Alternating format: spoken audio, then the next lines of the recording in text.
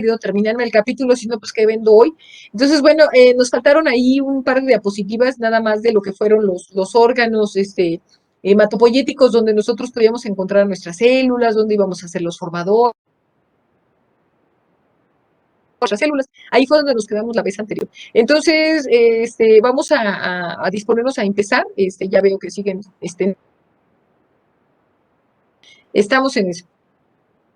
Déjenme ver cuántos andamos ya. Sí, ya estamos. Ya tenemos quórum, chicos. Vamos a empezar, chicos. Yo le muevo aquí porque de repente como que marca más señal, pero bueno, esto es así con el Wi-Fi. Bueno, vámonos, chicos, con el final que nos quedó pendiente. Habíamos revisado algunas de las células. Déjenme. ¿Dónde está?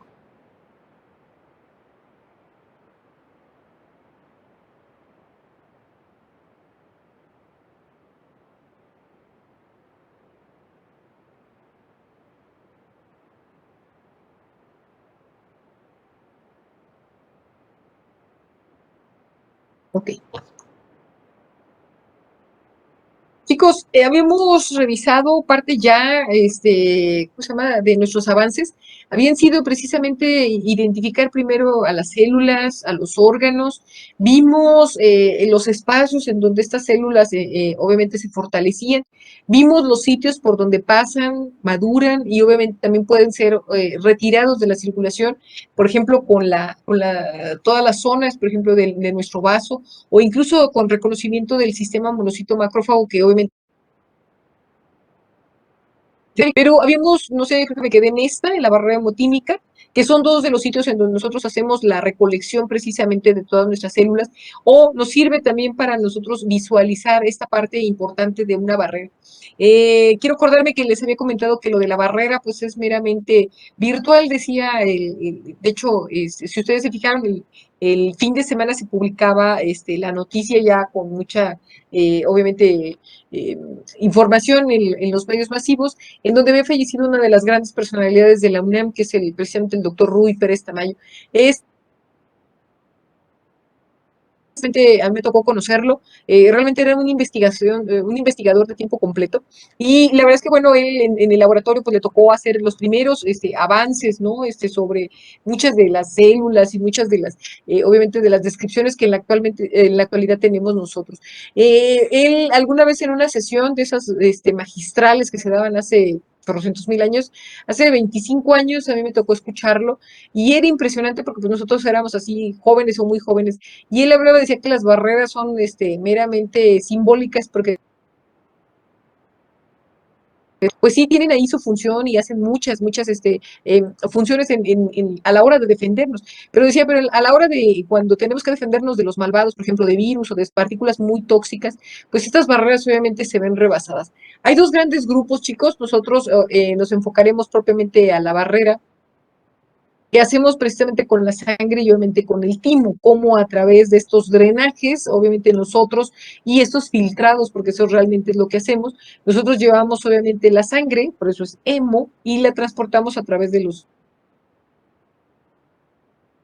y llegamos hasta el timo. Aquí lo interesante es que, bueno, durante su paso, déjenme le muevo para acá, a ver si con eso, es que de repente los cacho más para acá, los cacho más para allá, ahí va, ahí está. A ver si ya con eso no se me corta, déjenme.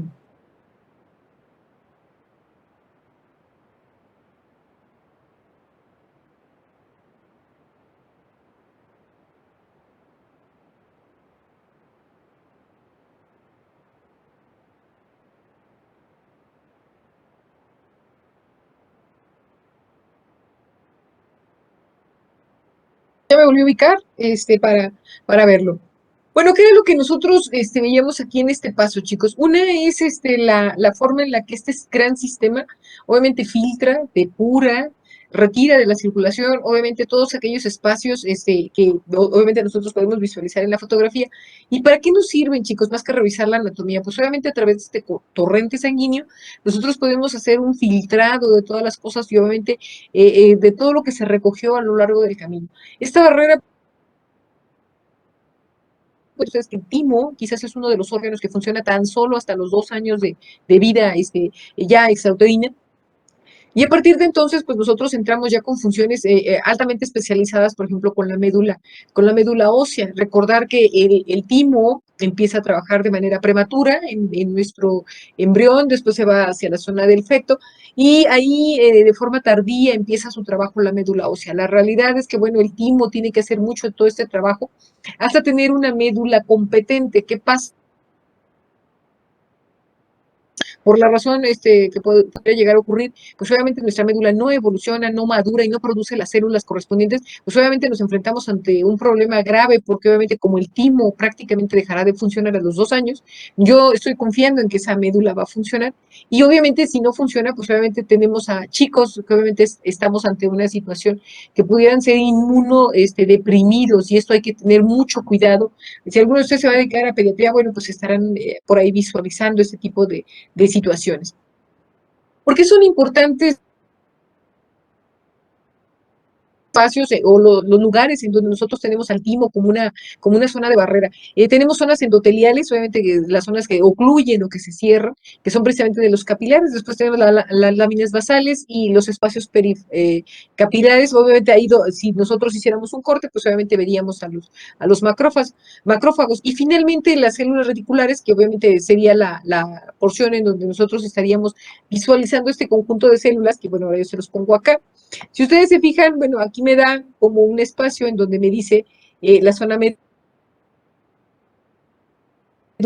propiamente donde funciona esta gran barrera. Las células retículo endoteliales tipo 1 y tipo 3, que bueno, ahora ya las veremos con más detalle cuando las empecemos a desglosar en algunas de las patologías de aquí, pues obviamente que se lleven ustedes cómo podemos nosotros identificarlas en un tramo o en un segmento, obviamente de nuestro timo y cómo podríamos visualizarlas, vamos a decir, topográficamente, que las que me interesan, por ejemplo, aquí, pues son los que aparecen, son los grandes macrófagos que nosotros tenemos. Por eso, cuando nosotros tenemos un chiquitín que tiene obviamente deficiencias, pues lo primero es preguntarle la edad, porque la edad me marca el tiempo en el que esta barrera, obviamente hemotímica, pues va a dejar de funcionar al paso de los 2 años. ¿Cómo se ven, chicos? Nuestros chiquitines cuando nacen tienen un timo gigante, es enorme, porque además es lo único que nos está prácticamente protegiendo, obviamente, de todo lo que tenemos allá afuera. Recordar que en el momento en el que nace el pequeñito, pues en ese momento tendrá que respirar por él mismo, y obviamente ya no va a estar mamá que filtre, obviamente nada, ¿no? Todo lo que él respire, lo que absorba, lo que tome, lo que pase cerca de él, pues obviamente tendrá que ser filtrado a través de este gran timo, obviamente que lo perseguiremos hasta prácticamente hasta la adolescencia. Prácticamente el timo, a pesar de que no es obviamente muy grande, sí lo podemos visualizar prácticamente hasta llegar a la adolescencia. ¿Cuál es la deficiencia de este timo? Pues obviamente su funcionalidad, ¿no? En etapas más, en sus épocas más doradas, de mayor capacidad de acción, pues estamos hablando que puede llegar a pesar hasta 30, 40 gramos. Pónganle por ahí, chicos, porque sí me da el antes y el después, obviamente el momento del nacimiento, la época de gloria y después finalmente las etapas en donde vuelve a dejar de funcionar. Curiosamente, chicos, el timo nunca deja de existir, a pesar de que nosotros, los que hemos rebasado los 20, 30, 40, 50 años, pues obviamente todavía tenemos ahí nuestros remanentes de timo.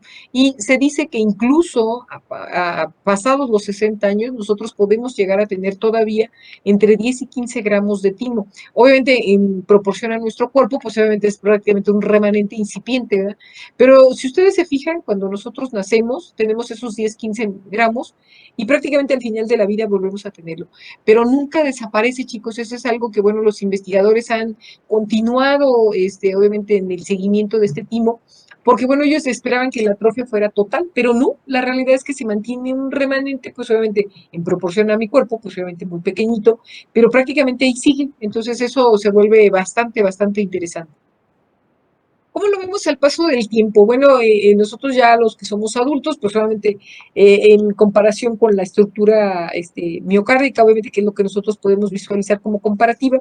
Si ustedes se fijan acá prácticamente la zona tímica ocupa todo el espacio. Al paso de la primera infancia, estamos hablando que entre los 2 y los 4 años, esta estructura prácticamente se ha ido compactando, se ha ido haciendo más pequeñita y obviamente queda como eso, como una actividad residual. Ya pero cuando salimos de la infancia, estamos entrando en la pubertad, adolescencia, pues ya lo que nos quedan son ahí nada más algunos colgajos, estos que nos quedan como en algunas de las fotografías que se ven, donde quedan así ya nada más algunos recovecos. Pero les comentaba, chicos, que estos remanentes que obviamente nosotros tenemos, pues obviamente son realmente muy pequeños, comparados obviamente con el peso total corporal que nosotros tenemos. Órganos secundarios, chicos, por ejemplo,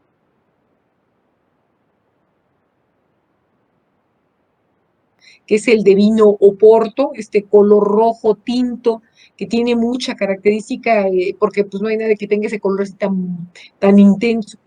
Recuerden que, bueno, nosotros, ustedes seguramente ya lo revisaron en fisiología, pues este órgano es capaz de visualizarse como reservorio de plaquetas, porque prácticamente contiene una unidad de plaquetas, es capaz de almacenar una unidad de sangre, entonces quiere decir que, por ejemplo, ante una contingencia, alguna lesión, por alguna herida, por algún sangrado, obviamente este vasito rápidamente se colapsa y en ese momento nos permite obviamente tener el aporte directo obviamente de plaquetas y obviamente de sangre. Por eso es tan importante el vaso.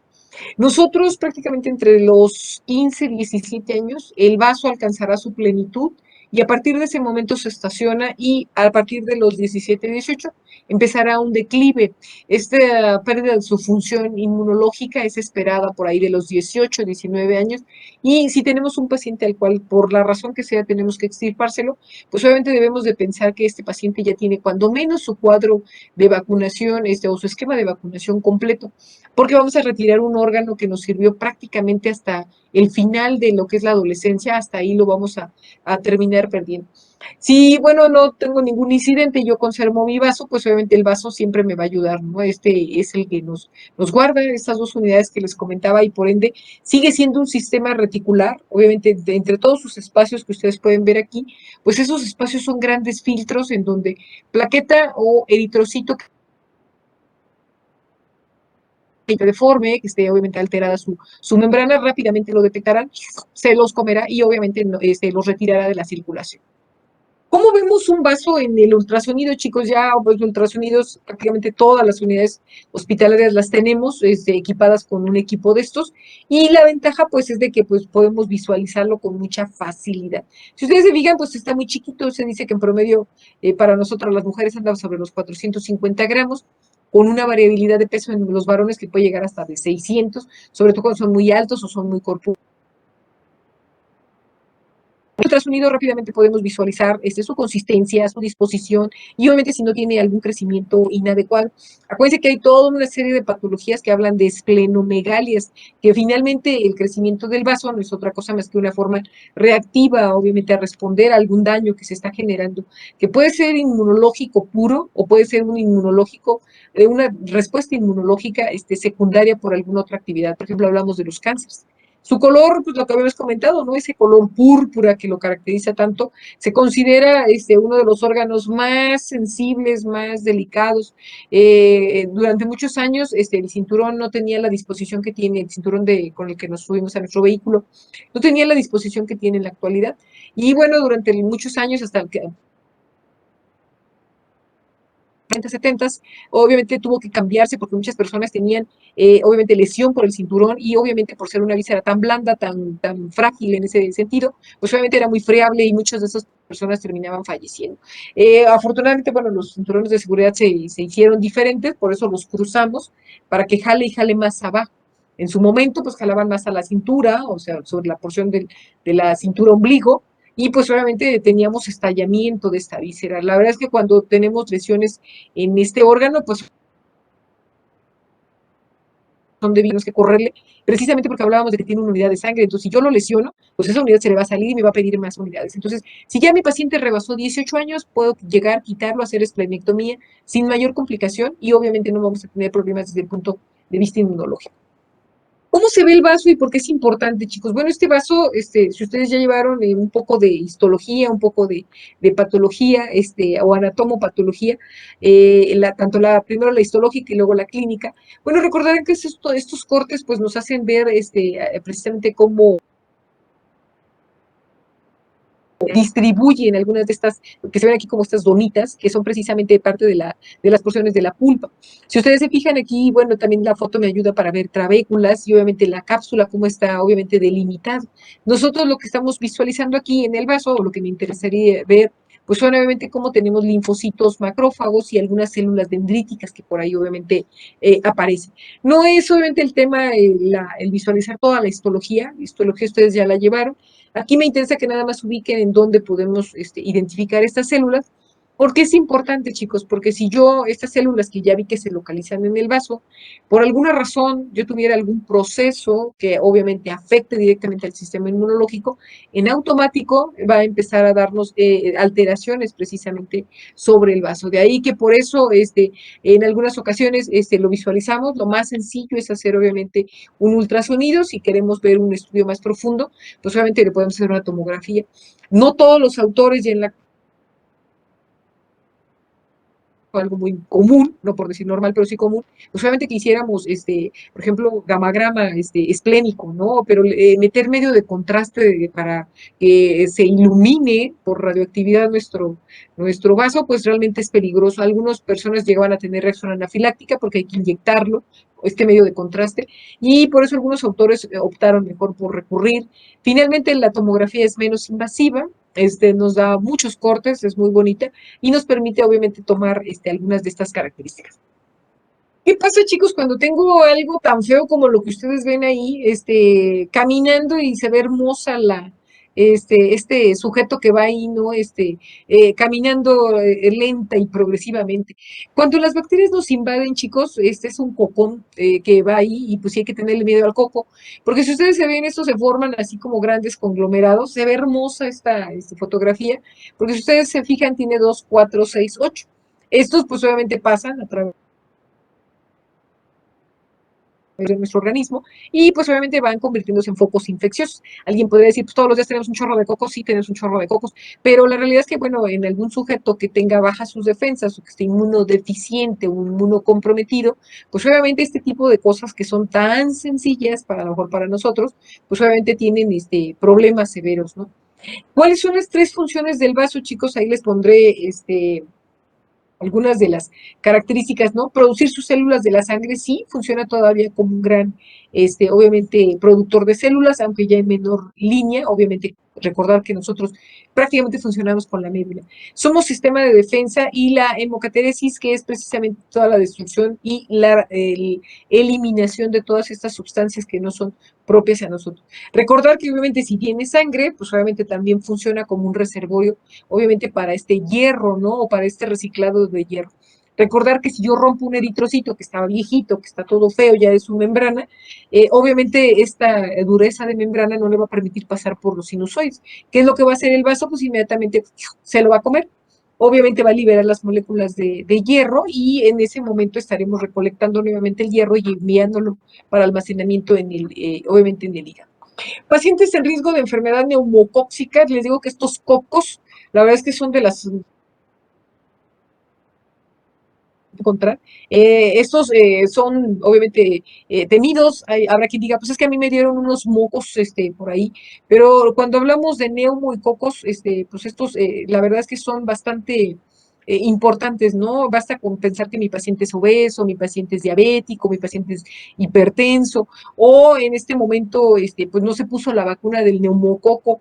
Si ustedes se fijan y ven los CARDEX, por ejemplo, de vacunación en Estados Unidos, ellos nos tienen miedo porque dicen que nosotros somos camiones gigantes que cargamos de todo en nuestro haber. No todos, no toda la población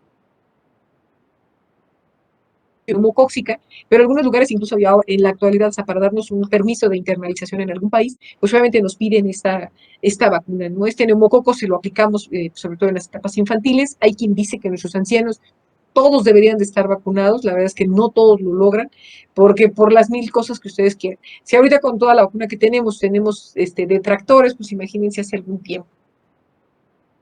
Uno de los últimos elementos que nosotros revisaremos son precisamente los ganglios linfáticos. Les comentaba a lo largo de toda la charla de la sesión anterior y de esta, que van muy de la mano, porque son 4 pequeños capítulos que al final uno los ensambla, que son las células, las sustancias y obviamente los órganos en donde ocurre toda esta actividad. Uno de los nosotros visualizamos son precisamente los ganglios linfáticos. ¿Por qué son tan importantes, chicos? Porque los ganglios linfáticos, pues ya vimos que ahí se almacenan estos linfocitos, obviamente se encuentran estos antígenos y una de las cosas, obviamente, que nosotros estamos tratando de prevenir es, obviamente, pues algún proceso infeccioso o incluso de origen maligno. Si alguna vez les ha salido un ganglio o han tenido oportunidad de visualizarlo, a veces cuando nos dan, decía un maestro, gripas muy fuertes, pues es factible que nos toquemos los ganglios en la parte inferior del maxilar o incluso aquí en la zona auricular que los podemos ahí tocar o los retroauriculares. En los niños es tan frecuente, pero de veras tan frecuente, que pues obviamente los podemos encontrar así. A veces la mamá llega porque dice que se le encontró una bolita que sube y que baja, y pues son estos, una de sus características de bondad de un ganglio linfático es que se mueva, que sea móvil, que no sea duro, que no tenga consistencia pétrea, o sea, dura como una piedra. Ramos blanditos, móviles y obviamente a veces es único, pues obviamente estamos hablando que seguramente fue por algún proceso infeccioso en donde los pudimos nosotros identificar. A menos de que estemos con más evidencia, pues obviamente se está muy chiquito, si persiste obviamente este ganglio y continúa obviamente molestando a nuestro paciente, pues sí hay que visualizar pues una biopsia. Hace muchos años, chicos, utilizábamos estas tomas de funciones. En la actualidad hay grupos en donde ya no están muy de acuerdo para, obviamente, tomar estos aspirados de aguja fina, que era como se les llamaba. En la actualidad lo que se indica, pues, es obviamente sacar todo el ganglio y, obviamente, cuando tenemos, por ejemplo, los cánceres de mama, que tenemos incluso que retirar toda la cadena ganglionar. ¿Por qué es importante retirar toda la cadena ganglionar, por ejemplo, en cáncer de mama? De uno, dos, tres, cuatro, ¿sí? Ganglios que obviamente podemos retirar. Si este fuera todo la cadena ganglionar de un brazo, podemos llegar a encontrar cuatro o seis en promedio, ¿no? Pero hay pacientes que rebasan estos espacios ocupados o invadidos precisamente por cáncer. Por eso hay que retirarlos y no tenemos mucha opción de eso. O sea, hay que quitar. Es un ganglio, entonces, chicos, pues es un órgano encapsulado, obviamente donde tenemos el paso precisamente de maduración de nuestros queridísimos linfocitos. Suelen medir entre 2 y 10 milímetros. Si estoy hablando de 10 milímetros, es un centímetro. Cuando este centímetro es rebasado, son precisamente esos ganglios que nosotros tocamos y ahí es donde nosotros nos percatamos, obviamente, que está una bolita, ¿no? Es importante que el paciente aprenda a visualizarlo, sí, llegado y a veces lo que trae es un proceso infeccioso y no tiene nada que ver con algo oncológico. Algunos pacientes son todo lo contrario. No, es probable que sea una infección, hombre. Seguramente fue la gripita y las anginas de la semana pasada. Y a veces, en muchas de las ocasiones, lo que tenemos ya es un proceso de tipo, pues realmente maligno, ¿no? Que se está gestando ahí.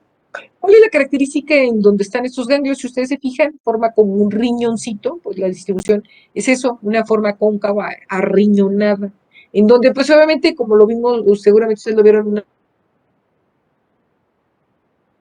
vena y obviamente su sistema para hacer todo el drenaje linfático. Hace un momento les comentaba qué pasa con las pacientes de oncomama. Bueno, pues oncomama, al momento en el que yo quito la estructura, obviamente, del ganglio, en ese momento no me preocupa mucho perder la arteria y la vena, tenemos sistemas más grandes. Lo que sí me preocupa es que voy a perder parte de este segmento de los vasos linfáticos, porque quedamos que me pueden quitar uno, dos o tres ganglios, cinco ganglios, y entonces el retorno de precisamente de este líquido, que es obviamente la linfa, pues obviamente será de manera inadecuada. ¿En qué se traduce clínicamente en mi paciente? Pues el paciente siempre va a tener la mano hinchada. A estos pacientes les ponen sus vendas, los ponen a hacer ejercicios hacia arriba, etcétera, etcétera, tratando de favorecer este drenaje linfático. ¿Cómo los vemos, chicos? Recuerden ustedes que están rodeados de una cápsula. ¿Por qué les comento tanto de los ganglios? Los ganglios son fascinantes cuando los vemos en sanos y nos defienden, pero cuando estos ingratos se enferman y nos atacan, pues a veces también donde pueden encontrarse, pues obviamente, células malignas y por eso hay que radiarlos, obviamente hay que darles quimios intravenosas, a veces pues muy agresivas, ¿no? ¿Cómo vemos un gangliecillo de veras? Bueno, pues un ganglio en donde yo estoy identificando precisamente estos linfocitos B. Si ustedes se fijan, pues ya no tiene nada que ver con el dibujo anterior, los dibujos no se mueven, los dibujos son estéticos, pero ya cuando vemos uno de veras, pues obviamente vean ustedes cómo tengo aquí por ejemplo, esta zona folicular, la zona del seno subescrotal,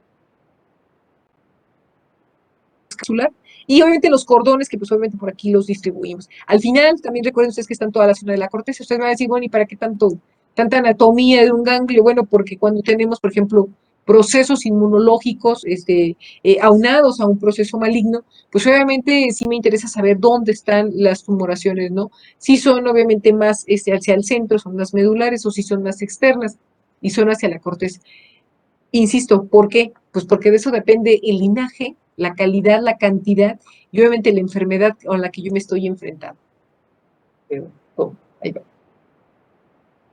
Perdón, es que me fui para atrás. La paracorteza, chicos, la paracorteza siempre nos va a dar los espacios que ustedes ven aquí. Y una de sus características es que, bueno, me permite proliferar o hacer un crecimiento de estos linfoblastos. Acuérdense que aquí son blastos inmaduros, o sea, de células linfocíticas. Aquí hablamos de blastos, pero desde el punto de vista de inmadurez, no de malignidad. Y obviamente nosotros lo que hacemos es fortalecerlos, y gracias a eso, pues nosotros les adosamos alguna de estas moléculas que ustedes visualizan aquí en la imagen. ¿Por qué me interesa? Porque cualidades tan importantes, por ejemplo, como la memoria. Y después encontraremos, muy al final, encontraremos algunas por ahí relacionadas con las células plasmáticas que revisaremos así muy someramente. Las células plasmáticas las van a ver en sexto porque hay toda una línea de trabajo de las células plasmáticas ahí guardadas.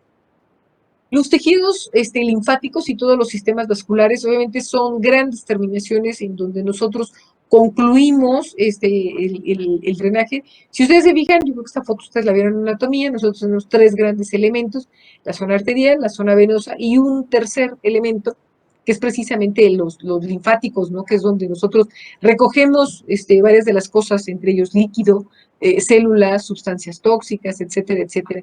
El líquido, pues obviamente no tiene pierde, pues si estamos en el linfático, pues es la linfa.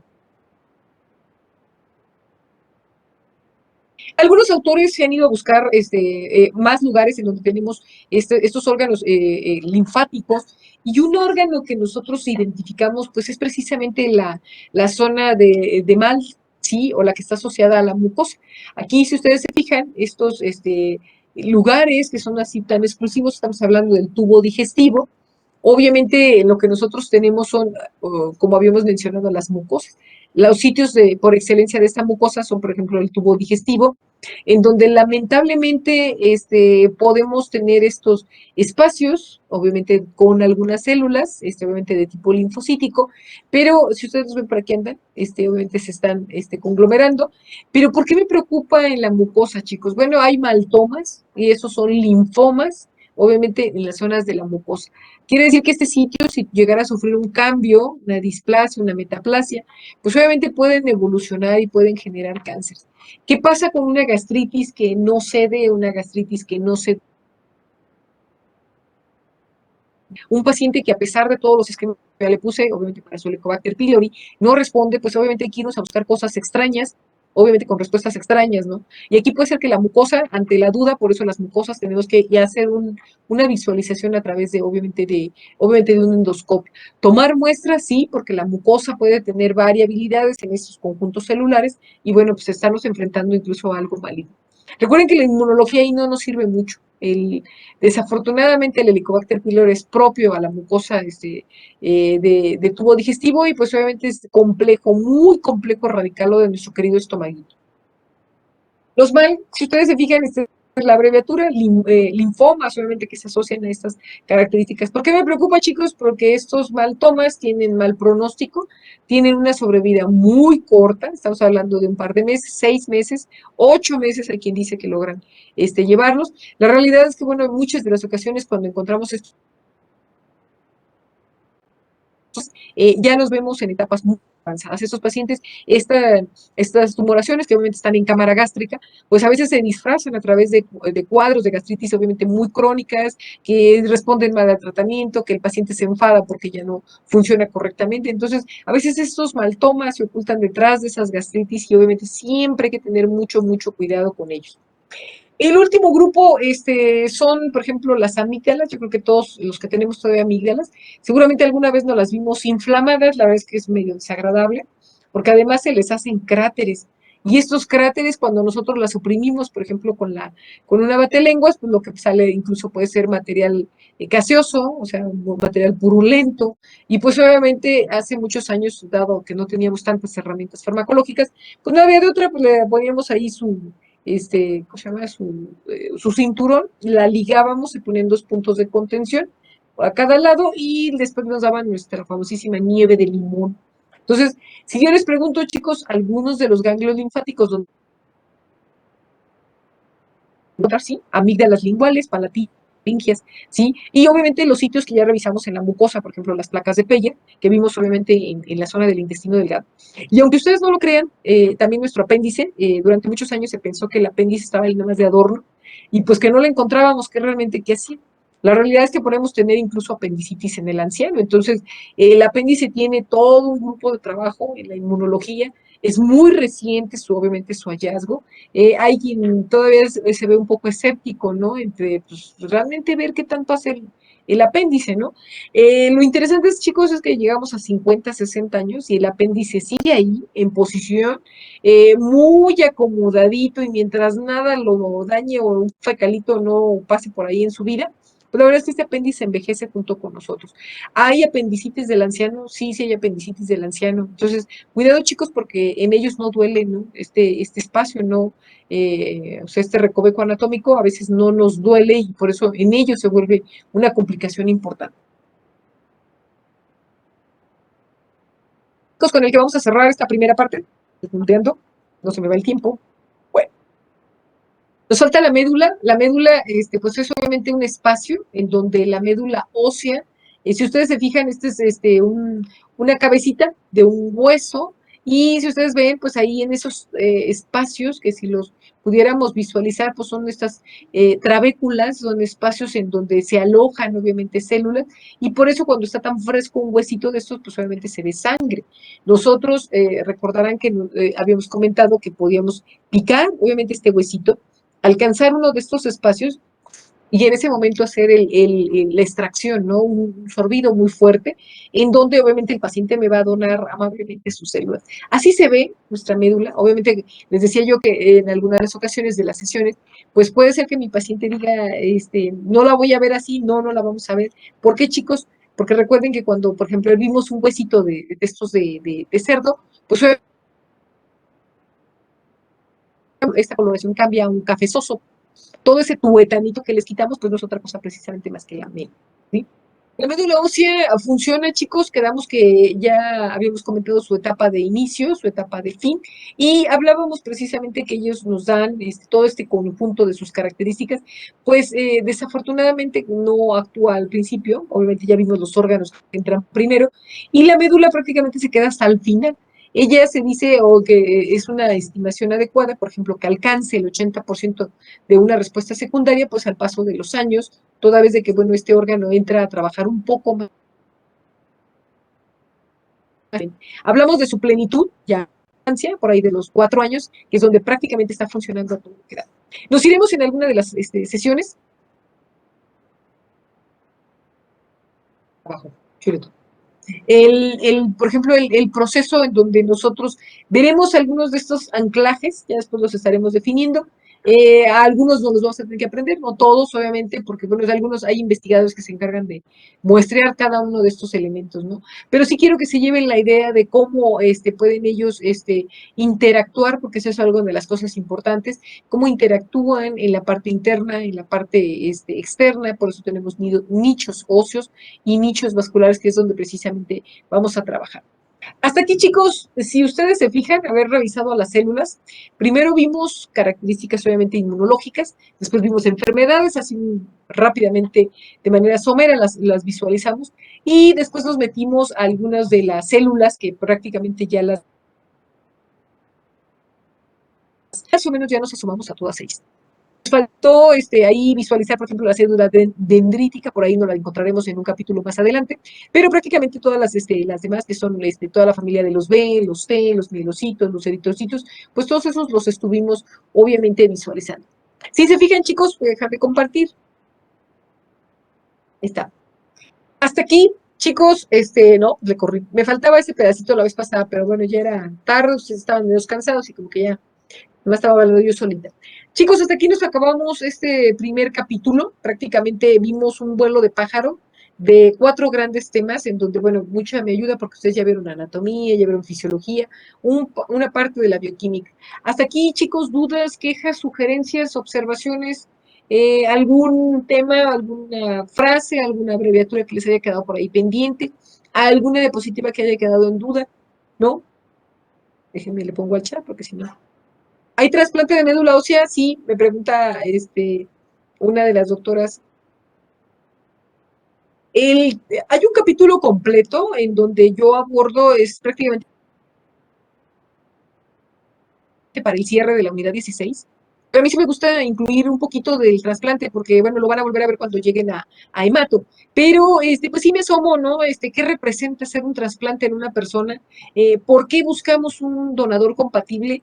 ¿Por qué los que tienen la fortuna de tener un gemelo, pues la van a llevar muy bien? Porque obviamente necesitamos piezas de reposición, entonces les comentaba, gracias doctores, los que me contestaron que no, que todo bien, muchas gracias. Pero trasplantes, yo creo que uno de los retos más interesantes que podemos tener, ¿no? Llámese de lo que sea, ¿no? Por eso es que no hemos alcanzado la plenitud de los trasplantes, ¿no? Primero porque nuestro país pues no dona a nadie, sí, a todos cuando nos preguntan si queremos ser donadores decimos que no. Dos, el hecho de que, bueno, pocos centros en el país se encuentran habilitados con los insumos adecuados, obviamente, para hacer trasplantes. Y pues los trasplantes son un tema fascinante en la inmunología, ¿no? Son un reto, la verdad es que son todo un reto verlos, planificarlos y obviamente cómo se muestra el paciente, ¿no? Ahí, por ejemplo, el trasplante de médula ósea son 100 días en los que hay que cuidar, así como en capsulita a nuestros pacientes, pues obviamente tratando de que un neumococo, por ejemplo, como el que vieron por ahí en la foto, pues obviamente no va a echar a perder todo nuestro trasplante. Chicos, son, me veo 38, sí. Chicos, lo voy a ajustar a las 5:40. ¿Les parece bien, chicos, si los veo al 5 para las 6 para arrancar y tratar de ajustarlos y sacarlos en el tiempo correcto? Hasta aquí, chicos, si no tienen dudas, ¿qué? Sí, ya me di cuenta que algunos, por más que le moví, algunos me dijeron que no se trababa ya, pero igual otra vez, este, ya lo volví a mover, a ver si ya no se traba. Chicos, nos veo el 5 para las 6, porfa, para nosotros poder